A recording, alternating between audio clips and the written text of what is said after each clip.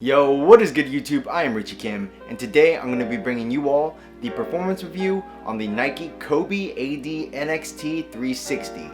Before we get started, if you all like performance reviews and other sneaker related videos just like this, do me a favor and hit that subscribe button down below. But anyways, let's get right into it. As always, starting off with the traction, the Nike Kobe AD NXT 360 features this line traction pattern on the bottom where the lines are going everywhere across the bottom of the shoe in multi-directional fashion. I actually think the lines are more of like dashes because the lines aren't connected, or the dashes aren't connected I should say. And you know, when I first saw the traction pattern on the shoe, I honestly didn't think that it was going to perform that well, but let me tell you, I was completely wrong. The traction on this shoe is phenomenal. Whether you're playing on clean courts or dusty courts, you guys won't have any problems whatsoever. And even on dustier courts, the traction pattern doesn't pick up much dust, so you rarely have to wipe. And you know, that's one great aspect about the traction of the shoe.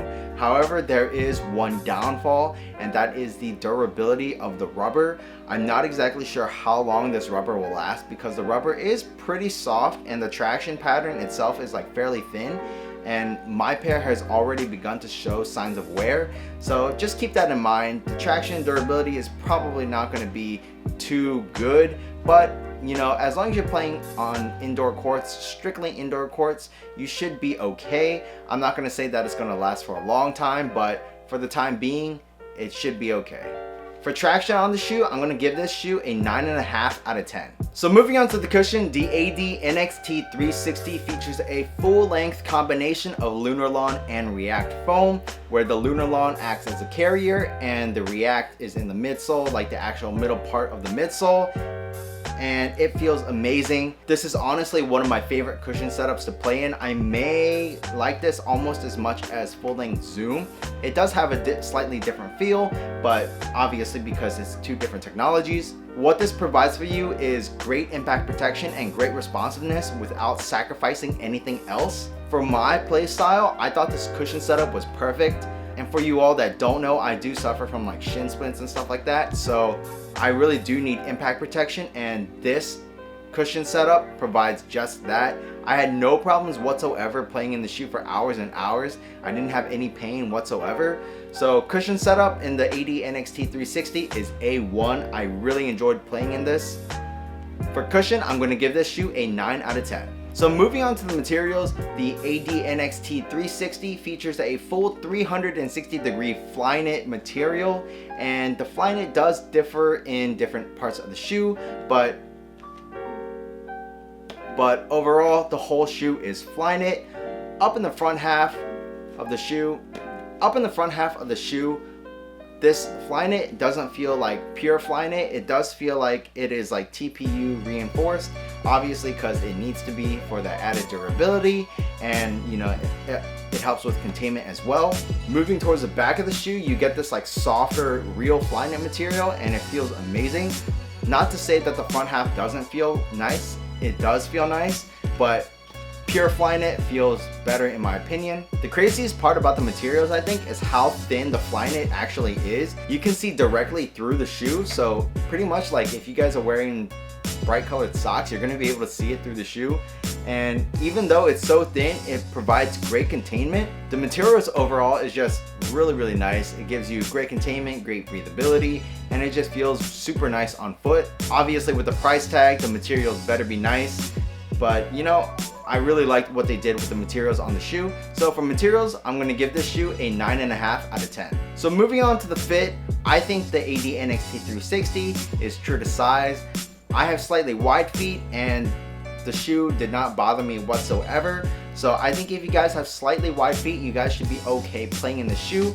Although if you have really wide feet, I would advise you guys try these on in store or just go up half a size. But just be careful because it may be a little too long, as you know, obviously going up half a size would normally do that.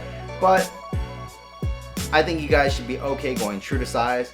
I thought the fit on this shoe was amazing. It gives you a pretty good one-to-one fit. And yeah, I really have no complaints about the fit at all. For fit, I'm going to give this shoe a 9 out of 10. Moving on to the support in the shoe, I thought the support in the AD NXT 360 was phenomenal. I had zero heel slippage and I had zero side to side movement on the footbed. One thing that I do have to warn you all about though is that there is not really an outrigger on this shoe. The shoe is rounded, kind of like the Kyrie's. So for those of you who are used to playing in Kobe's with that like very big lateral outrigger for that lateral stability, these will feel a little bit different and it may take some time to get used to, but honestly it feels amazing once you do get used to it, and it really doesn't take that long to get used to anyways. I know that some people have complained about the lack of heel support in the shoe, but I did not have those problems whatsoever. I thought the heel lockdown was amazing, and just the overall lockdown of the shoe was really nice. So for support on the shoe, I'm gonna give it a 9 out of 10. The Kobe AD NXT 360 retails for $200, and that is an expensive ass shoe.